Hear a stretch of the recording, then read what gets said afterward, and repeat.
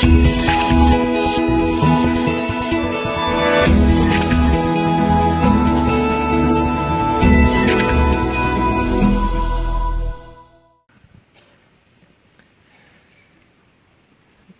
58장 12절로 14절까지 말씀, 제가 먼저 12절 말씀 읽고 여러분 13절 읽고 그리고 14절 말씀 다 같이 한 목소리로 읽도록 하겠습니다.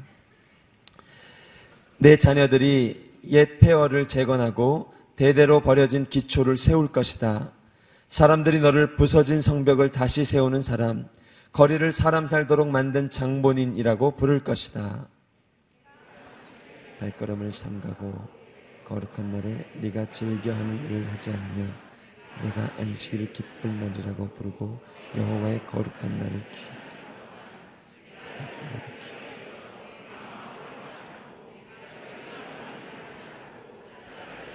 함께 읽겠습니다. 그때야 비로소 너는 여호와 안에서 기쁨을 누릴 것이고 내가 너를 땅에서 높이 올려 내 조상 야곱의 유산을 먹고 살게 하겠다. 여호와께서 친히 입으로 말씀하셨다. 오늘 이 말씀 본문 가지고 예배를 새롭게 라는 제목으로 우리 요셉 공동체 담당하고 계시는 양재경 목사님께서 말씀 선포해 주시겠습니다. 할렐루야. 하나님의 말씀 여러분과 함께 하길 주 이름으로 축복합니다. 네, 성령의 능력이 여러분의 삶을 붙잡길 주 이름으로 축복합니다. 예배를 새롭게 한다라는 것, 예배라는 건 너무나 중요한 줄 우리가 너무나 잘 압니다. 예배가 우리의 생명이고 예배가 우리의 능력이라는 것도 우리가 잘 알고 있습니다. 그러나 이 예배 가운데서 우리가 하나님의 임재를 경험한다라는 것 사실 쉽지가 않습니다. 때로는 하나님이 어디에 계신지 모르고 막연하게 내가 하나님 앞에 고백하고 나아갈 때가 너무 많기 때문입니다.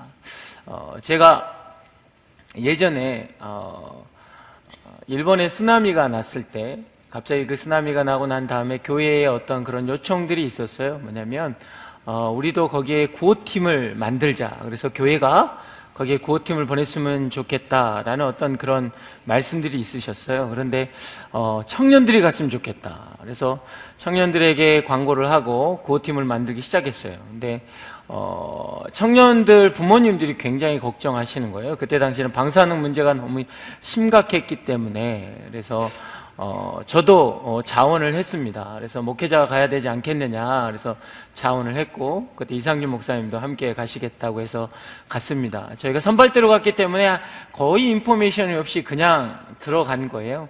그래서 이상준 목사님은 방사능 측정기 목에 거시고, 그리고 들어갔던 기억이 있습니다. 거기 들어가서 정말 막막하더라고요. 정말 아무것도 없이 다 쓸려간 그 자리에 어떤 것들을 정말 치우고 회복하는 것은 거의 불가능한 그 자리에 가서 저희가 구호 작업을 했었습니다. 근데 그때 저에게 가장 크게 인상적이었던 게 뭐냐면 그분들이 그런 이야기를 하시는 거예요. 소지품은 항상 머리 위에 두고 항상 나갈 준비를 하고 있어야 한다고. 그래서 그러냐고. 저는 굉장히 쉽게 생각을 했어요. 그리고 난 다음에 잠을 자는데 6.0 이상의 여진을 맞았는데요. 지진을.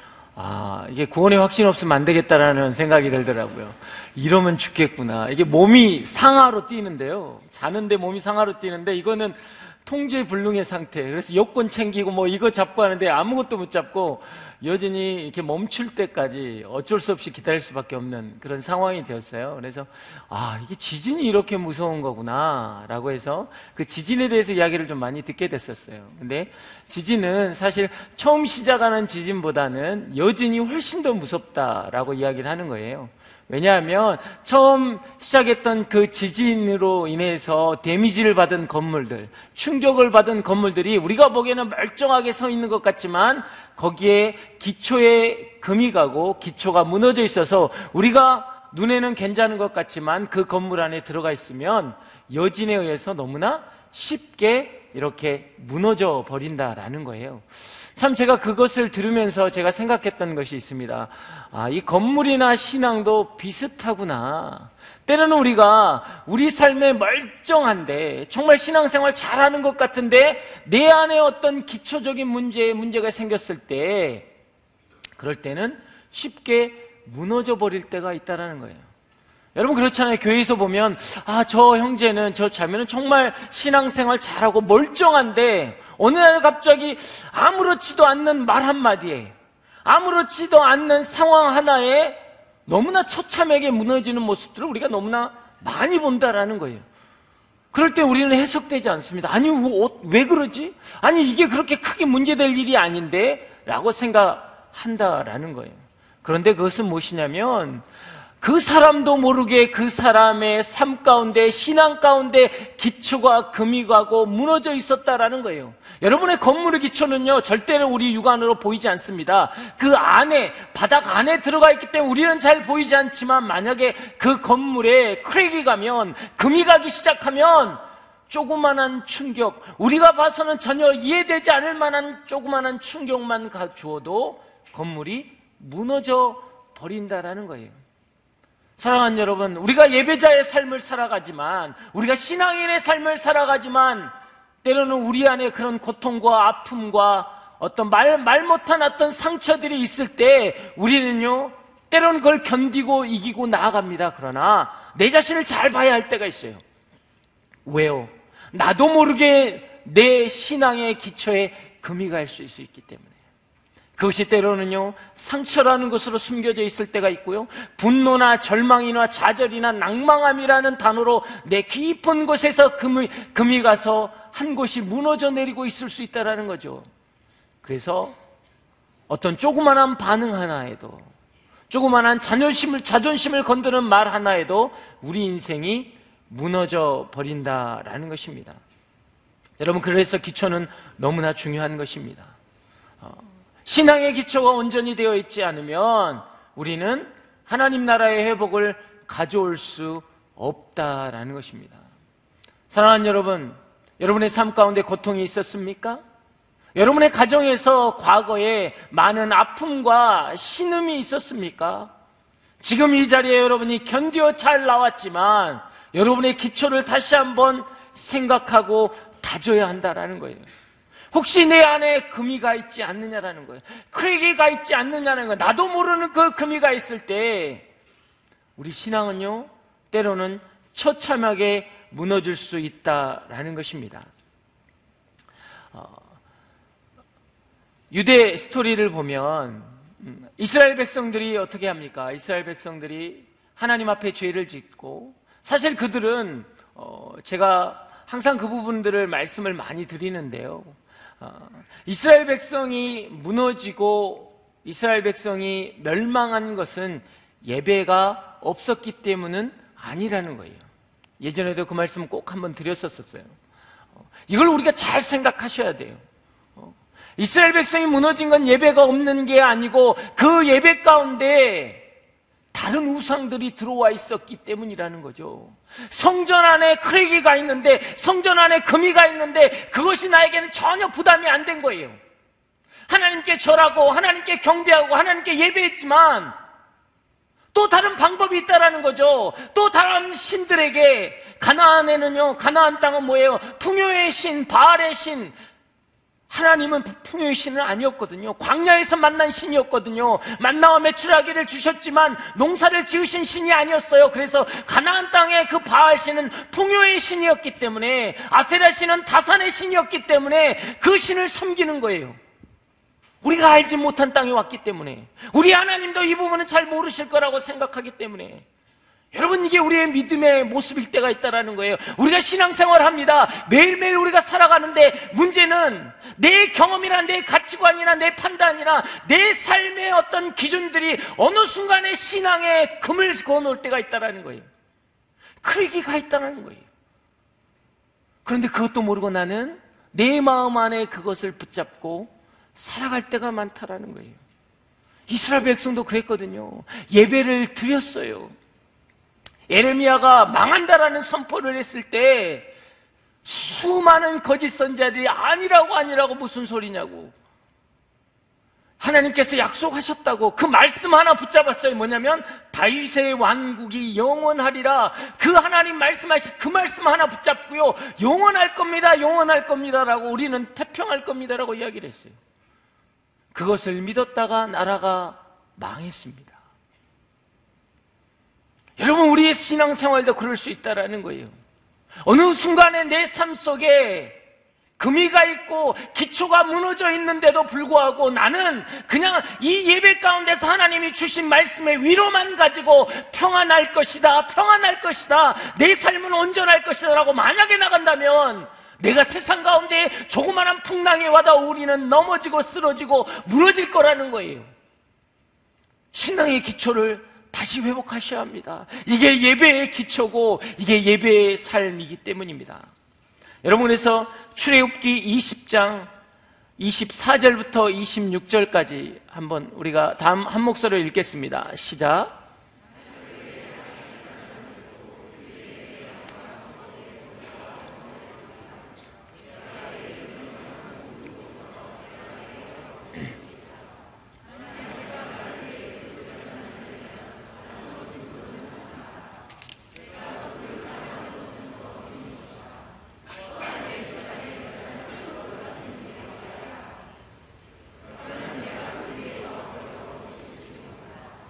자, 이 말씀이 무슨 말씀이냐면요, 이스라엘 백성이 하나님의 자녀로 애굽에서 건져내음 받은 다음에 하나님께서 너희는 하나님의 백성으로 살아야 한다고 해서 하나님께서 십계명을 주셨어요. 너희가 애굽에서 종되었던 너를 내가 건져내었다 그러면서 십계명을 주고 난 다음에 그 다음에 이 율법 가운데 살아가는 너는 예배를 어떻게 드려야 되느냐, 단을 어떻게 쌓아야 하느냐는 첫 번째 예배에 대한 하나님의 부르심의 말씀이 바로 이 말씀이에요. 이 말씀에는 뭐라고 이야기합니까? 먼저 너희가 단을 쌓으라는 거예요. 예배의 단을 쌓으라는 거예요. 너희들의 삶 가운데 너희들의 삶의 초소에서 예배의 단을 쌓으라는 것입니다. 여러분, 이것도 예배의 초소지만 여러분, 우리의 예배의 초소는 어디입니까? 우리가 거하는 그 삶의 자리라는 거예요.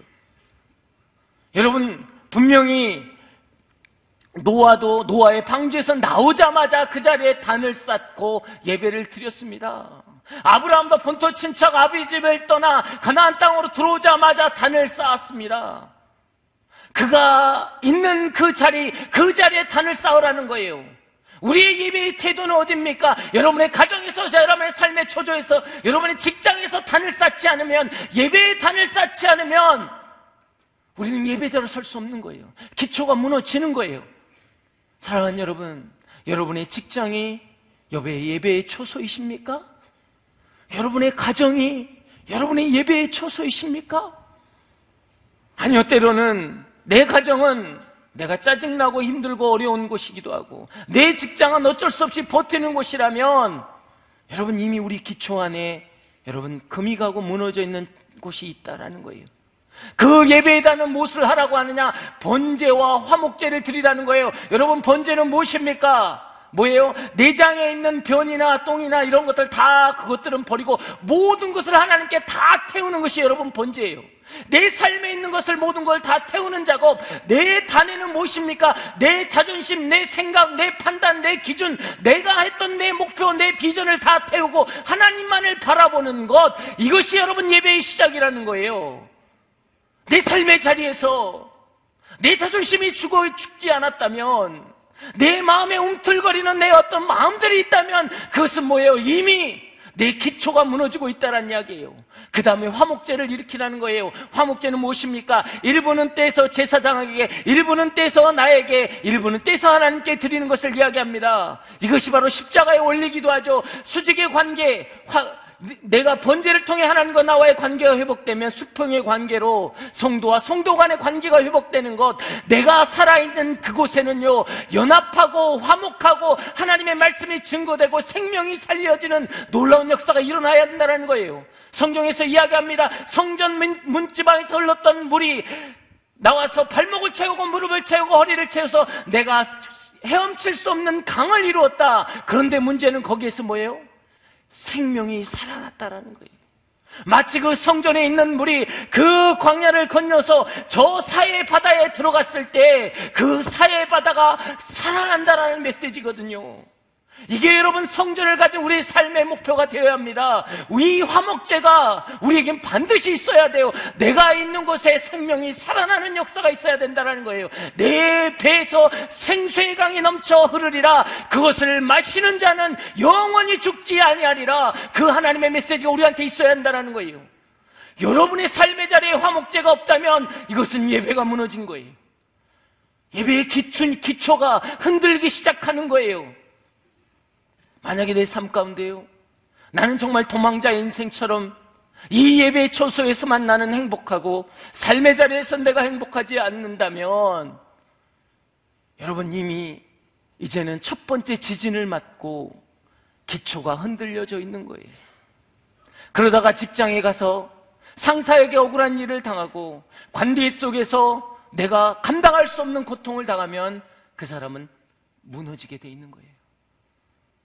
사랑하는 여러분, 여러분은 어떻습니까? 여러분은 정말 하나님 앞에서 어떤 자세로 나아가고 있습니까? 그런데요, 여기서 참 재밌는 건 뭐냐면 그 단을 쌓을 때 정으로 쪼지 않는 돌을 하라는 거예요. 자연석으로 갖다 놓으라는 거예요. 여러분, 예배가 그런 것입니다. 너의 있는 상황, 너의 있는 모습, 너의 있는 마음 그대로를 가지고 나오라는 거예요. 어떤 형식도 필요 없습니다. 어떤 상황이나 여러분 설명도 필요 없어요. 내가 무너져 있는 그 마음, 내가 죄된 마음, 내 습관, 끊어지지 않는 모든 상황들, 이것 그대로 가지고 나오라는 거예요. 이게 예배의 모습이라는 거예요.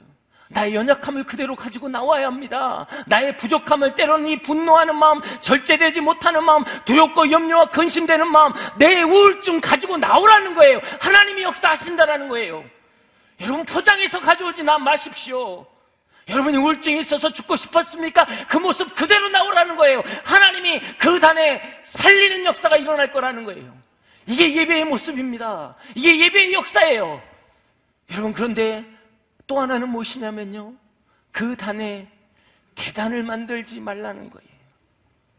그 단에 계단을 만들면 너의 하체가 드러나서 부끄러움을 당한다라는 것입니다. 여러분, 우리 신앙 가운데요, 여러분은 어떻습니까? 때로는 우리가 이 목회자들이 제일 두려울 때가 뭐냐면, 사실 어떻게 보면 우리 간사님들한테 제일 미안할 때가 있어요. 여러분이 이렇게 저를 설교단에서만 보지만 간사님은 항상 삶에서 보잖아요. 쉽지 않지요. 할렐루야. 네. 이 목회자들도 열받을 때가 많습니다. 이걸 왜 이렇게 하냐고 야단치고. 사실 어떻게 보면 이 단이 우리에겐 두려움의 단일 수 있다는 거예요. 내 예배의 모습은 이 위에 있는데 내 삶의 모습은 저 밑에 있다는 거죠. 내가 드려지는 예배, 내가 드려지는 순모임, 내가 고백하는 어떤 간증의 모습은 저 위에 있는데 내 삶은 저 바닥에 있을 때 내 하체가 드러나 내가 부끄러움을 당하게 된다라는 게 오늘 성경의 말씀이에요. 예배는 그런 것이 아니라는 거예요. 너의 예배단에 계단을 만들지 말라는 거예요. 달라서는 안 된다라는 거예요. 너의 삶이 달라서는 안 된다라는 거예요. 너가 비록 부족할지라도 그 모습 그대로 나올 때 하나님이 역사하신다라는 거예요. 사랑하는 여러분, 두려워하지 마십시오. 여러분이 끊지 못할 죄의 어떤 쇠사슬에 있습니까? 두려워하지 마십시오. 왜요? 하나님 앞에 나아가면 끊어지는 거예요. 여러분이 두렵고 염려와 근심과 좌절함과 여러분의 과거 인생의 쓴뿌리, 가게에 흐르는 저주가 있습니까? 그 다음에 유전된 그 망령된 유전이 우리 안에 지배되고 있습니까? 예수 그리스도의 보혈로 덮인 자는 회복되는 것입니다. 이게 예배예요. 그 단에 올라가면 그 단을 쌓는 자는 하나님이 회복하신다는 거예요. 여러분, 이게 예배의 기초입니다. 이 예배의 기초가 무너져 있으면 다 무너져 있는 거예요. 오늘 성경의 본문에 보면 사실은요, 할렐루야, 이거는 우리 원유경 목사님이 성경 본문을 뽑으셨는데요, 네, 얄미울 정도로 어려운 본문입니다.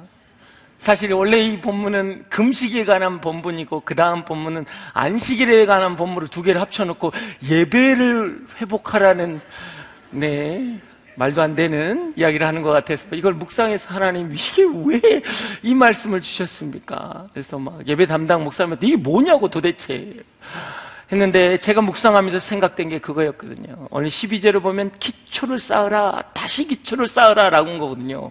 근데 그 앞절이 뭐냐면 금식에 관한 이야기인데요. 그들이 금식합니다. 우리가 금식했고요. 그런데 왜 하나님 응답 안 해주십니까? 왜 우리는 낭망한 자로 살아갑니까? 내가 기도의 자리에 나왔는데 왜 우리는 이렇게 무너진 인생을 살아갑니까? 라는 그런 그들의 하소연 섞인 고백 다음에 나온 이야기거든요.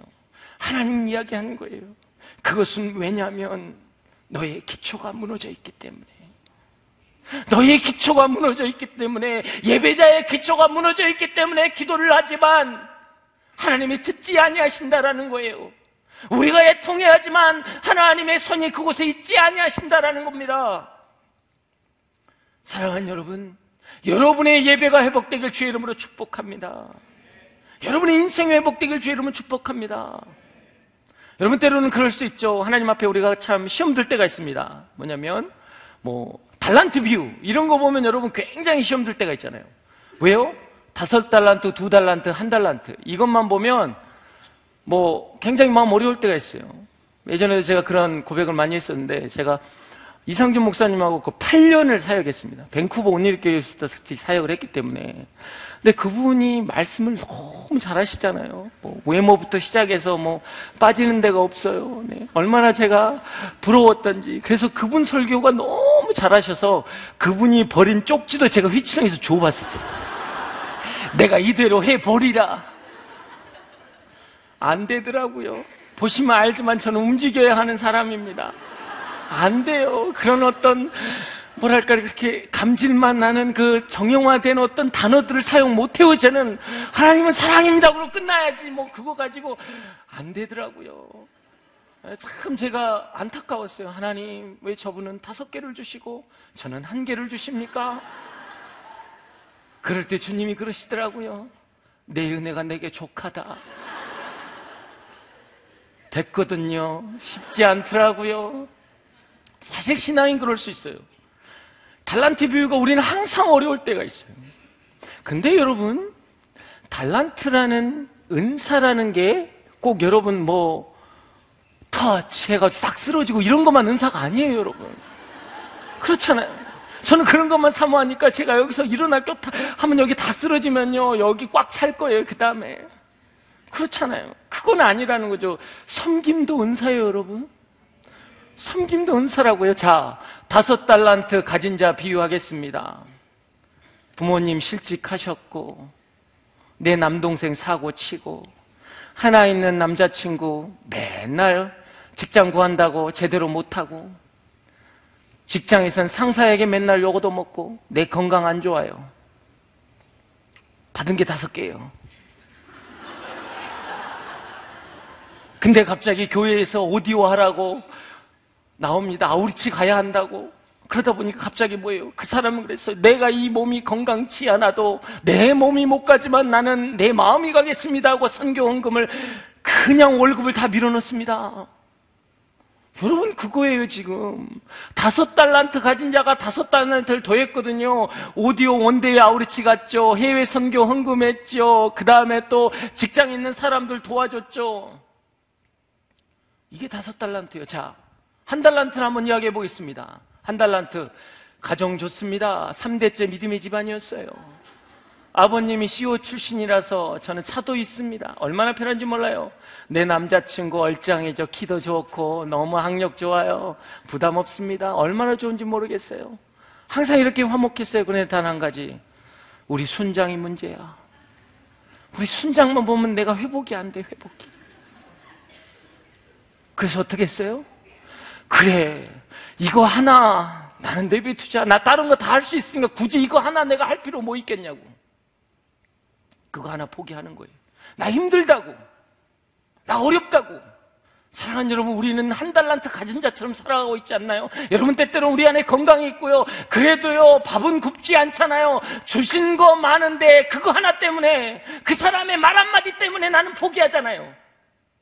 이게 1달란트 가진 사람이에요. 왜요? 심지 않는 곳에서 거두시는 하나님, 그 하나님을 내가 알기 때문에, 그 주인을 알기 때문에 나는 아무것도 하지 않았습니다. 저 사람 하나님이 회복시키시겠죠.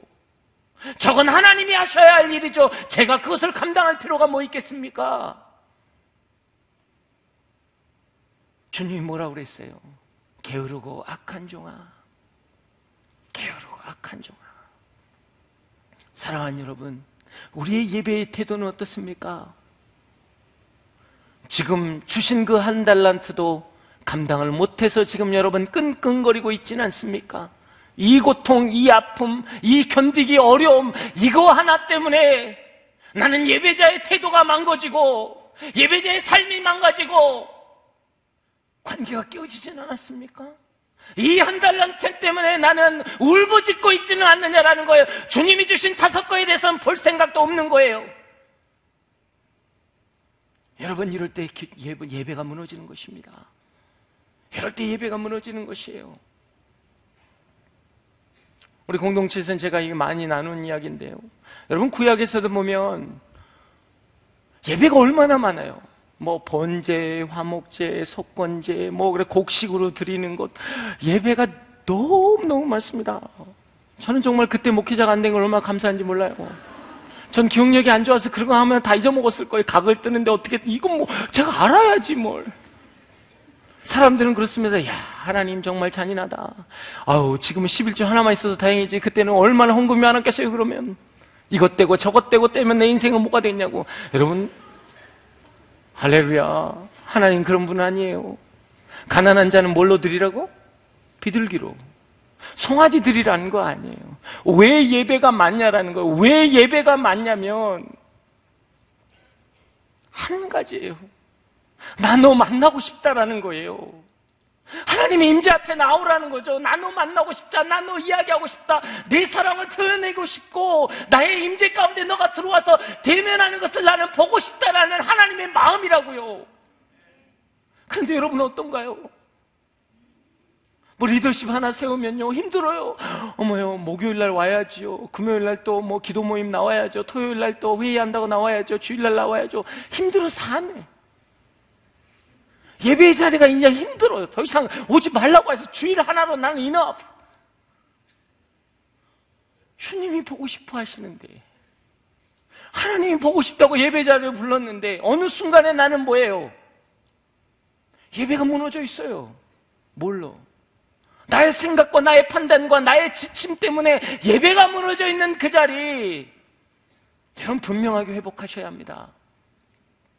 여러분, 구약이요, 사실 어떻게 보면 이스라엘의 스토리인데, 역대 상하가 끝나면 여러분 스토리는 끝나야 돼요. 망했거든요. 바벨론에게 망했어요. 근데 여러분, 성경이 그 다음 스토리가 뭡니까? 역대 상하 다음에, 할렐루야, 네, 갑자기 당황스러우시죠? 말씀 읽으세요, 말씀. 역대 상하 다음에 뭡니까? 뭐 방언하지 마시고, 네, 제가 통변 못합니다. 네, 에스라죠, 에스라. 에스라의 주제는 무엇입니까? 에스라의 주제는 1차 포로 귀환을 통해서 스룹바벨이 성전을 세우는 게 에스라예요. 2차 포로 귀환을 통해서 무엇입니까? 영적인 것을 다시 회복하는 게 에스라입니다. 여러분, 우리의 예배는요 거기서 끝날 때가 많아요. 무너진 내 삶 가운데 예배를 회복했다, 성전을 회복하겠다, 하나님 나라를 위해서 내가 기도하며 나아가겠다, 이걸로 끝난다고요. 여러분, 그러나 성경은 거기서 끝나지 않기 때문에 문제예요. 에스라 다음에 뭡니까? 느헤미야잖아요. 느헤미야는 뭘 했습니까? 기본적으로 3차 포로에서 돌아오면서 에스라가 한 게 뭐냐고요? 성벽을 만들었잖아요. 할렐루야. 성경 읽어보세요. 성벽 건축, 성벽. 여러분, 이게 우리의 신앙의 모습이라고요. 우리의 성전만 건축되는 게 아니라 우리의 성벽이 건축돼야 되는 것, 우리의 삶의 자리에서 하나님 나라의 예배가 회복되는 것, 이게 중요하다고요. 내가 예배 안에서 찬양하고 기도하는 것만이 아니라 우리의 삶의 터전에서 여러분 성벽이 세워졌을 때 우리 하나님의 나라가 우리 가운데 임하는 거예요. 이게 성경의 스토리입니다. 내 안에 만약에 예배가 무너져 있으면 하나님과 나와의 관계도 있지만 내 삶의 자리에 성벽이 쌓아져야 구별되어져야 하는 거예요.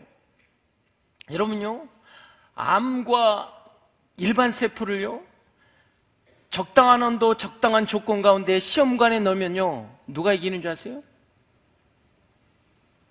정상세포가 100% 이깁니다.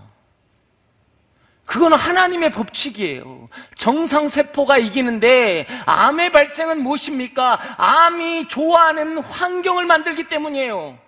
주님이 물을 먹으라고 그랬더니 술을 마시면서 술주자 주에서 쭉쭉 넘어간다고 술주자에서 주님하고, 우리 안에 스트레스가 나오고, 우리 안에 염려와 근심이 나오고, 걱정과 어떤 여러 가지 내가 지금 암이 자랄 수 있는데 환경을 내가 만들었기 때문에 여러분 무너진 거거든요. 내가 환경을 만들었기 때문이에요. 사랑하는 여러분, 여러분의 삶의 성벽이 쌓아져야 합니다. 성전을 지킬 성벽이 없으면 우리는 무너지는 거예요. 쉽게 짓밟히고 쉽게 처참하게 되고, 여러분, 우리가 고통 가운데 있을 수밖에 없다라는 거예요. 사랑하는 여러분, 여러분은 어떻습니까? 여러분의 인생은 어떠냐라는 거예요. 여러분, 야곱이요, 그의 뜻과 그의 생각과 그의 지혜로 뭐예요? 아버지를 속이고 형의 장자권을 뺏어서 여러분 도망갑니다. 잘 살 줄 알았어요. 그런데 결국은 인생이 도망갑니다. 집안에 있던 집돌이가 이제는 바깥으로 돌아갑니다. 평생 어머니 품에서 잘 살던 그 사람이 이제는 광야 벌판에서 돌베개 베고 누워있는 거예요. 얼마나 비참합니까? 내 생각, 내 뜻대로 살다가 이 모양 이 꼴이 되었구나. 근데 하나님께서 뭐예요? 하늘과 땅을 연결하는 사다리를 보여주시면서 천사가 오르락 내리라는 것을 보여주셨어요. 그러면서 말씀하십니다. 내가 너를 지켜주시겠다고, 내가 아브라함에게 했던 약속을 너에게 주겠다고, 내가 너를 보호할 것이고 너는 돌아오게 될 것이다 라고 말씀을 하십니다. 그때요, 야곱이 두렵고 떨림으로 이야기합니다. 하나님이 이 자리에 계셨구나, 하나님이 이 자리에 계셨구나. 그러면서 이야기하는 게 뭐예요?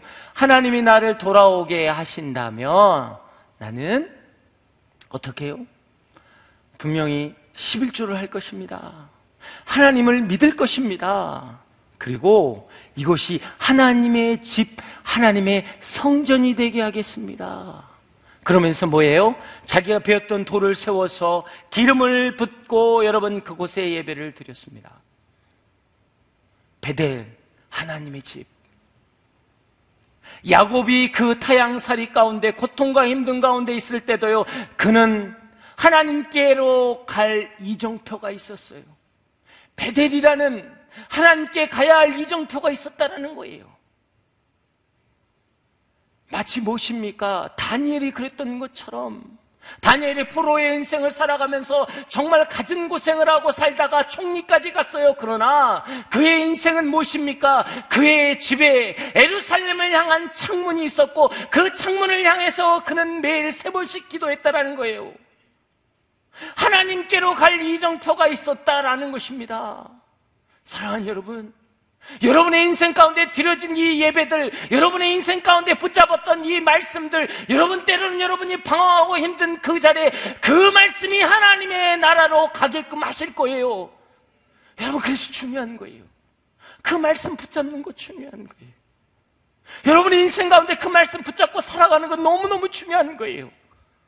때로는 방황하고 어쩔 수 없는 상황 가운데 있을지라도 지금 오늘 예배 가운데 붙잡았던 그 말씀 하나가요, 나를 아버지의 집으로 돌아가게 하신다는 거예요. 이게 예배의 중요한 거예요. 우리가 예배 가운데서 하나님을 만나고 그 말씀을 붙잡으면 우리는 아버지의 나라 가운데 갈 수 있는 것입니다. 그 베델은 때때로는요, 우리가 이 말씀 가운데 하나님의 나라를 경험한 사람일 수 있어요. 오늘 이 말씀 가운데 하나님 붙잡힌 말씀일 수 있습니다. 아니, 돌아온 탕자가 아버지의 집을 그리워하며 하는 그것이 베델일 수도 있어요. 예전에 하나님의 나를 사랑하셨지, 예전에 하나님의 나를 축복하셨지. 그 단순한 그리움이, 그 그리움은요, 여러분의 인생에 여러분 추억을 기억으로 만들 것입니다. 그 기억은 여러분을 기도의 자리로 안내할 거예요. 여러분, 그래서 때때로 우리 안에 아버지의 사랑에 대한 그리움이 있어야 합니다. 그 사랑 가운데 우리가 나아갈 때 온전한 회복이 있는 거예요. 사랑하는 여러분, 신앙은요 부피가 아니라 밀도입니다. 내가 얼마만큼 많은 것들을 했느냐가 아니라 얼마만큼 하나님과 긴밀한 삶의 관계가 있느냐라는 것입니다. 여러분의 인생 가운데 그 하나님의 나라가 회복되길 주의 이름으로 축복합니다. 그 하나님이 여러분의 하나님 되길 주의 이름으로 축복합니다. 여러분 삶의 현실에서 여러분 예배보다 중요한 건 없습니다.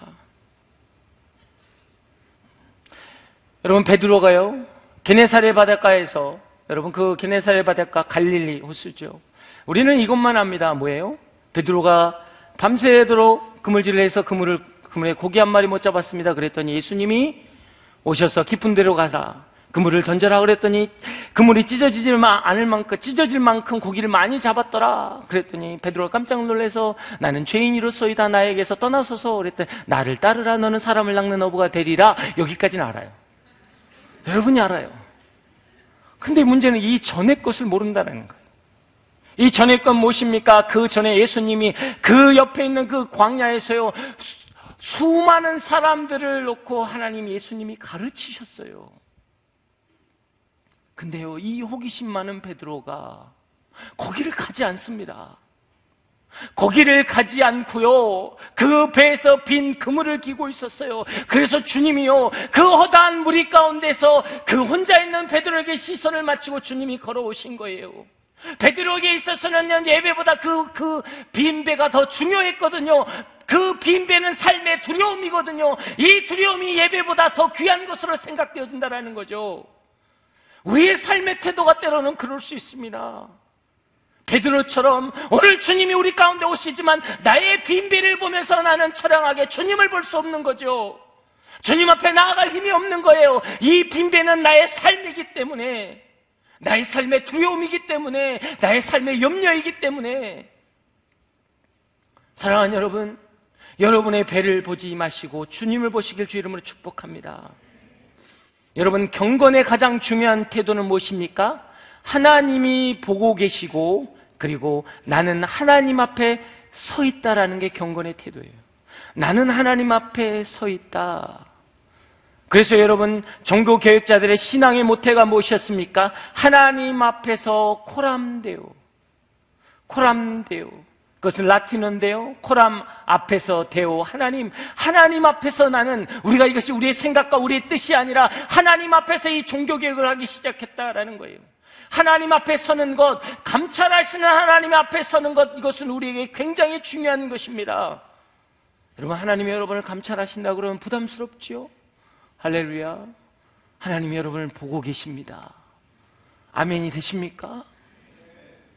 할렐루야. 그래도 아멘을 하시는군요. 남자분들 하지 말아야 할 것 하고 뭐 이럴 때 하나님 옆에 계신다는 거 생각하셔야 돼요. 이 자리 말고요. 이 자리도 계시지만 여러분의 집에서 컴퓨터 앞에도 계십니다. 너 뭐하니? 라고 하시는 거예요. 코람데오, 우리가 하나님 앞에 서는 것. 하나님이 감찰하신다라는 것은 무엇입니까? 임마누엘의 하나님이라는 거예요. 내가 너와 함께 하느니라. 하나님이 왜 함께 하십니까? 여호와 이레를 하시기 위해서. 내가 너를 안다라는 거죠. 내 상황을 알기 때문에 내가 너를 위해 준비하겠다. 임마누엘의 하나님은 여호와 이레의 하나님이 되시기 위해서 여러분 우리 가운데 감찰하시는 하나님이 되는 거예요. 그래서 우리는 코람데오, 하나님 앞에 서는 겁니다. 그 하나님 앞에 섰을 때 우리는 감사와 찬양이 있는 거예요. 사랑하는 여러분, 하나님 아버지의 마음을 우리가 잘 알아야 예배의 진정한 회복이 있습니다. 저희 늦동이 우리 아들이 있습니다. 뭐 대부분 아시겠지만 10살입니다. 10살짜리 아들. 딸이 이제 18살이 됐으니까 뭐 이제 딸은 더 이상 뭐 케어를 안 해도 되는데 우리 아들은 그렇지 않아요. 그래서 예전에 한번 그 이야기를 한 적이 있었을 거예요. 사실 우리 아들은 정말 천진난만하게 잘 자랐어요. 그래서 너무 담대해요. 받아쓰기 빵점을 맞고 왔는데 너무 자신감이 있어요. 나는 그 아들을 보면서 참 위축되더라고요. 하루는 또 왔어요. 그래서 소망아, 어떻게 잘했어? 그랬더니 씩 웃으면서 저한테 오면서 아빠 당연히 빵점이지. 저는 그럴 때 우리 아내와 눈빛을 주고받았습니다. 누구를 닮은 것일까? 나는 아닌 것 같아. 나는 강력히 부인했습니다. 우리 아내는 고개를 돌리더라고요. It's you. 저는 아니에요. 그런 우리 아들 100점을 맞았기 때문도 아니고 부모의 말을 너무나 잘 듣기 때문도 아니고 남들보다 부족하고 남들보다 연약할 수 있는 그 아들을 제가 왜 사랑하겠습니까? 너무 사랑스러워요. 그래도 그 아들을 제가 왜 사랑하겠습니까? 딱 한 가지예요. 그 아들에게는 제 피가 흐르기 때문이에요. 여러분, 이게요 예배의 비밀이고 복음의 비밀입니다. 우리가 죄된 인생이고 보잘것없는 인생이고 무너진 인생이라고 할지라도 주님이 우리를 왜 버리시지 아니하면 우리 안에 예수 그리스도의 보혈이 덮인 바 되고 흘린 바 되었기 때문이라는 거예요. 하나님은 그래서요 우리를 그 하나님의 사랑에서 그 누구도 끊을 수 없다라는 것입니다. 그게 아버지의 마음이에요. 주님의 피가 흐르는 우리를 하나님은 절대로 버리실 수 없어요. 내 사랑하는 자녀가 되었기 때문에. 그래서 여러분이 어떤 인생을 살아도 어떤 죄악 가운데 있을지라도 하나님의 사랑을 끊을 수 없습니다. 하나님이 여러분의 인생을 붙잡고 계시기 때문입니다. 사랑하는 여러분, 여러분 어떻습니까? 그 아버지의 사랑 가운데 있으십니까? 그 아버지의 사랑에 여러분의 삶을 붙잡고 있느냐라는 거예요. 구약은요 율법을 돌판에 새겨주었습니다. 돌판이라는 것은 뭐예요? 변하지 않는 여러분 하나님의 말씀이라는 거예요. 그런데 이 구약은, 이 율법이라는 것은 사실 굉장히 어려운 부분이 있어요. 하나님께서 나와 하나님의 관계를 연결해 주는 것이 뭐였냐면 율법이었거든요. 너가 율법을 행하면 하나님과 온전한 관계가 이루어진다라는 거예요. 그래서 율법을 어기면 하나님과의 관계가 깨어지기 때문에 어려운 겁니다. 그래서 뭐예요? 돌판도 한번 깨졌죠. 우리 그 삶 가운데요 그 율법은 우리를 자유케 하는 것이 아니라 우리의 행함을 통해서 하나님께 나오게 하는 부분이었어요. 그러나 결국 우리가 그 율법을 지키지 못하고 죽을 수밖에 없는 존재가 되었습니다. 그러나 여러분 율법은요 완전한 거예요. 그런데 성경은요 율법이 완전하지 않다라고 이야기합니다. 그 완전하지 않는 한 가지 이유는 뭐예요? 율법 안에는 용서가 없습니다. 죄의 삭은 사망이다. 우리가 만약에 죄 가운데 있다면 우리는 끝난 인생이에요. 근데 주님께서 뭐예요? 친히 죽으심으로 그 율법을 완성시켜 주셨어요. 주님은 율법을 폐하러 오신 게 아니라 율법을 완성했다고 했습니다. 율법을 완성하러 오신 분, 용서하시는 그 주님. 그래서 뭐예요? 이제는 하나님께서 내 마음판에 새기셨다는 거예요. 돌판에 새겨졌던 그 돌은 무엇입니까? 그게 안에 들어가 있는 것이 법궤가 되었고 그 법궤는 지성소에 들어가서 하나님의 임재를 나타내는 것이었어요. 성경은 오늘 이야기합니다. 내가 너의 마음판에 나의 글을 새겼다라고 이야기하는 것입니다. 내가 지성소가 되었다라는 거예요. 하나님이 내 가운데 임재하시겠다라는 것입니다. 여러분, 이게 신앙의 본질이에요. 예배를 회복할 때 우리는 하나님의 지성소라는 것을 여러분이 선포하셔야 돼요. 내 안에 계신 예수 그리스도 때문에 나는 할 수 있다고 이야기하는 거예요. 우리는 죄인이고 우리는 연약하기 때문에 할 수 없는 인생입니다. 그러나 내 안에 계신 예수 그리스도 때문에 우리는 할 수 있는 인생 되었다라는 거예요. 여러분, 그걸 아셔야 돼요. 성령께서 분명히 우리에게 말씀하십니다. 내가 하늘나라로 올라가는 게 마땅하다, 너희에게 더 좋은 일이다라고 말씀하신 이유가 무엇입니까? 그러면 성령께서 오셔서 우리를 인치신다라는 것입니다. 성령으로 말미암지 않고 주를 주라고 고백할 수 없다고 성경은 이야기합니다. 여러분 모두가 예수 그리스도를 고백했다면 여러분 가운데 성령이 오신 거예요. 여러분, 성경에서는요 때로는 제자들이 3년 동안 예수님과 함께 했습니다. 완벽한 말씀, 완벽한 삶. 그 완벽한 말씀과 그 완벽한 삶 가운데 문제가 뭐가 있습니까? 제자들은 그것을 살아내지 못합니다. 지켜내지 못합니다. 베드로가 그렇게 이야기했죠. 주님, 모두가 주님을 부인할지라도 저는 주님을 부인하지 않겠습니다. 제가 죽는 한이 있어도 주님과 함께 하겠습니다. 베드로, 여러분 베드로가 장난쳤을까요? 아니에요. 그건 베드로의 진심이었어요. 그건 베드로의 진심이었습니다. 그런데 지켜낼 능력이 없었다고요.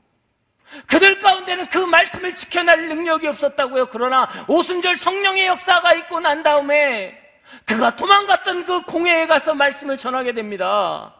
여러분, 복음서의 제자들과 사도행전의 제자는 같은 사람이에요. 다른 사람이 아니에요. 유일하게 다른 건 무엇입니까? 성령이 그들 안에 왔기 때문에 그들이 변화된 거예요. 이게 예배의 본질입니다. 성령이 우리 안에 계시기 때문에 우리 인생은 달라지는 거예요.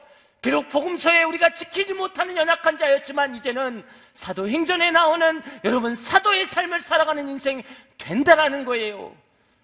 사랑하는 여러분, 그것을 믿으시기 바랍니다. 그것을 믿으셔야 합니다. 수고하고 무거운 짐진 자들아 다 내게 오라 내가 너를 쉬게 하리라. 이 말씀 믿으셔야 돼요. 이 말씀을 믿는 자에겐 이루어지는 것입니다.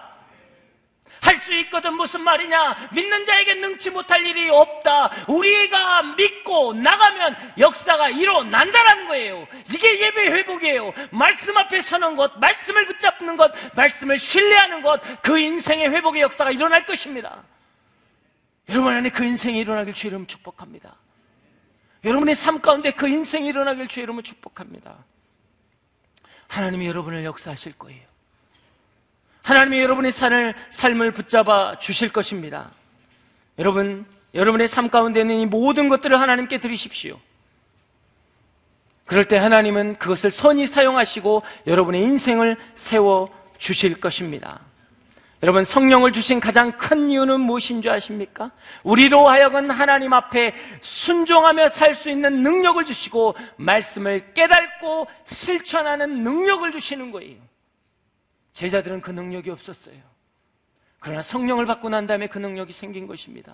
사랑하는 여러분, 오늘 여러분 마음 가운데 성령이 계십니다. 여러분은 행할 수 있는 거예요. 지킬 수 있는 거예요. 회복될 수 있는 것입니다. 역사가 일어나는 것입니다. 거룩한 능력이 여러분 가운데 흘러넘치는 것입니다. 그것을 믿으시길 주의 이름은 축복합니다.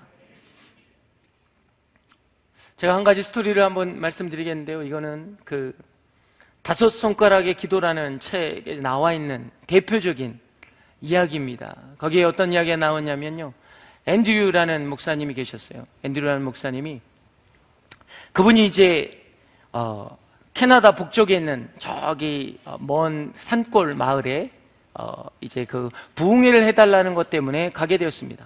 그래서 굉장히 아주 조그마한 촌락에 가게 되었는데요, 너무 거리가 멀어서 하루길이 안 돼서 중간에 호텔에서 머물게 됩니다. 그 호텔이라고 해봐야 아주 조그마한 호텔이죠. 그런데 그쪽 촌락에서 전화가 왔어요. 우리 강사 목사님이 거기서 하루 묵게 될 거라고. 그래서 이 전화를 호텔 주인이 받았어요. 너무나 기쁜 거예요. 이 시골에 사실 예배당 하나 없어서 제대로 예배를 드리지 못했는데 목사님 오셔서, 목사님, 그리고 대접을 하기 시작합니다. 뭐 드실 거를 대접하고 또 성도들, 주위에 있는 성도들 불러다 함께 식사도 했어요. 그리고 부탁을 합니다. 목사님, 혹시 가능하시다면 내일 아침에 가시기 전에 우리 손님들 다 모아놓고 예배를 좀 드려주십시오. 그랬더니 너무나 흔쾌히 그렇게 하겠습니다. 그런데 한 가지 부탁이 있습니다. 종업원들도 같이 와서 예배를 드렸으면 좋겠습니다. 왜냐하면 제가 이렇게 짐을 나르면서 봤는데 한 여인 창문을 닦고 있는 종업원이 있는데 그 눈에 너무나 큰 슬픔이 있는 것 같아서 마음이 안타까웠습니다. 그래서 그 사람도 왔으면 좋겠습니다. 그랬더니 그 주인이 그렇게 이야기합니다. 맞습니다. 그분이요, 그 여자분이 인디언인데 너무너무 큰 상처를 받고 힘든 일이 있어서 저도 도와주려고 그렇게 했는데 쉽지가 않습니다. 라고 해서 예배가 시작됐습니다. 그 다음날 이어서 예배를 시작했고요. 사람들은 많은 은혜를 받고 다 떠나갔는데 그 여자만 저 귀퉁이에 앉아 있는 거예요. 그래서 그 앤드류 목사님이 찾아갑니다. 그랬더니 참 본인이 이렇게 슬프고 아프고 힘든 삶을 살았다고. 그런데 기도를 하나 가르쳐 달라고, 제가 기도를 하고 싶다고. 그런데 제가 가방끈이 짧고요, 제가 머리가 안 좋아서 기억할 수가 없으니까 짧은 기도 기도를 가르쳐 달라고. 그래서 그 앤드류 목사님이 가르쳐 준 것이 뭐냐면 Lord show me to me. 하나님 주여 나를 보게 하소서. 그러니까 영어로 5글자거든요. Lord show me to me. 하나님 나를 보게 하소서. 그리고 갔어요. 그리고 이제 그 목사님이 가셔서 일주일 동안 이제 거기서 집회를 하고 돌아오게 되었습니다. 돌아와서 주인에게 이야기합니다. 아, 그 여인이 어떻게 됐냐고 그랬더니 더 심각하게 됐다고. 목사님이 가시고 난 다음에 더 심각하게 됐다고. 그냥 무엇만 조금 하면 그냥 양동에 그냥 머리를 박고 울고 뭐 일을 못 한다고. 어떻게 내 도저히 그 사람 이제는 파이어 해야 되겠다고, 해고해야 되겠다고. 그래서 어떻게 되는지 그럼 내가 만나보겠다고 만나본 거예요. 그랬더니 그 여인이 그런 거예요. 제가 그 기도를 하니까 저의 연약함, 저의 죄성, 제가 지었던 그런 모든 죄들이 저에게 와서 제가 정말 제일 고통스러워서 저의 연약함을 보니까 눈물을 멈출 수가 없다고. 저는 죄인입니다. 저는 죄인입니다. 어떻게 하면 좋겠습니까? 그 다음 거에 대해서 가르쳐 달라고 했어요. 동일하게 제가 머리가 안 좋으니까 짧게, 그래서 동일하게 가르쳐 줍니다. Lord show you to me. 주님을 나에게 보여주시옵소서. 그렇게 기도하라고. 언제까지 합니까? 이것은 당신의 삶을 마감할 때까지 하십시오. 그리고 이 목사는 떠났습니다. 떠났다가 수년이 지나서 그 마을에 새롭게 교회가 세워지고 입당 예배를 한다고 거기에 설교를 해달라고 해서 오게 되었습니다. 오게 돼서 입당 예배를 딱 드리고 있는데요, 보니까 청소년들이 많은데 청소년들이 너무나 밝고 너무나 좋은 거예요. 그래서 새로 부임한 젊은 목사에게 그 마음을 나눕니다. 아니, 여기는 이상하게 왜 이렇게 청소년들이 밝고 좋냐고 그랬더니 갑자기 그 목사가 이야기합니다. 아니, 저는요 그냥 단순히 새로 와서 도와주기만 했고 한 부부가 있었는데 그 부부가 너무나 제2의 어머니처럼 잘 케어를 돼서 저들이 저렇게 됐다고. 근데 이상하게도 그 여인은 인디언이라고. 그러니까 순간적으로 이 목사님이 움찔한 거예요. 그 여인을 너무 보고 싶었던 거예요. 그래서 그 여인을 찾았는데 그 여인이 멀리서 알아보고, 목사님, 제가 그때 그 여인입니다. 목사님이 가르쳐준 그 기도 때문에 제가 이렇게 변화되었습니다 하면서 그 여인이 눈물을 흘리기 시작한 거예요. 근데 그 여인의 눈물은요, 이제는 더 이상 아픔과 고통과 어떤 자기 인생의 죄의 눈물이 아니라 하나님이 나를 구원하셨다는 구원과 감사와 찬양의 눈물이었다라는 거예요.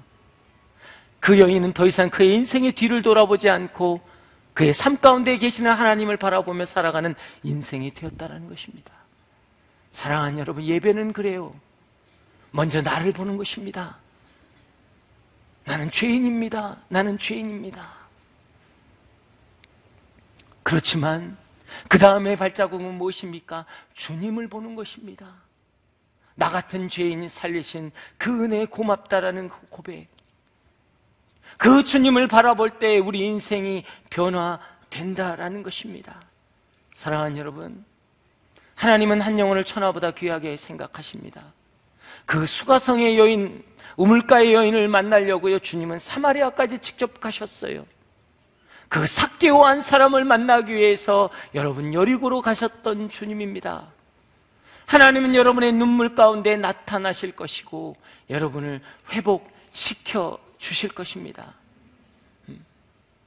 제가 선교지에서 선교사로 있을 때 제가 찬양했던 게 있습니다.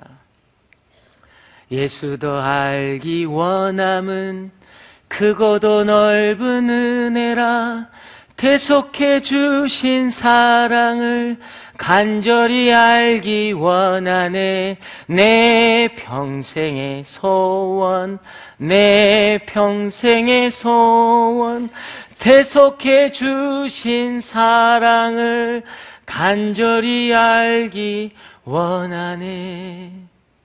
제가 선교지에 선교사로 있을 때 불렀던 찬양이에요. 여러분, 선교사의 삶은요, 사명 때문이 아니라 예수님의 사랑 때문입니다. 우리의 신앙은 그런 거예요. 율법을 지켜나가는 인생이 아니라 예수 그리스도의 그 십자가의 사랑 때문에 살아갈 수 있는 인생이라고요. 그게 예배의 회복의 본질입니다. 내가 그 십자가 붙잡고 나아가면 하나님의 놀라운 역사가 있는 거예요. 바람같이 연약한 시몬이 너는 장차 개바라 반석이고 베드로가 될 것이다. 이게 복음의 역사인 거예요. 여러분의 인생 가운데 그 놀라운 역사가 있길 주의 이름으로 축복합니다. 여러분의 기초가 금이가 있습니까? 여러분 십자가 앞으로 다시 나오십시오. 여러분의 기초가 무너져 있습니까? 주님의 사랑에 덧입힌 사람이 되십시오. 그럴 때 회복의 역사가 일어나는 것입니다. 여러분 오늘 그 주님 앞에 나아가십시오. 그 주님이 여러분의 인생을 회복할 것입니다. 오늘 이 시간 기도하며 나아가겠습니다. 사랑하는 여러분, 나는 조그만한 몸짓 하나만으로도 무너져 있는 인생이었습니까? 때로는 그 분노가 억눌려지지 않고 그 고통의 아픔이 견딜 수가 없었습니까? 하나님, 그 감당할 수 없는 그 지진 때문에 내 마음이 상했습니다. 내 마음에 내 기초가 무너져 있었습니다. 하나님이 오늘 그 기초를 다시 세우시기를 원하십니다.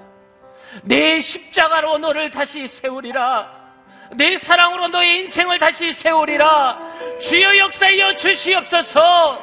주여 역사하여 주시옵소서. 오늘 이 시간 아버지 외치고 기도하며 나아가겠습니다. 아버지,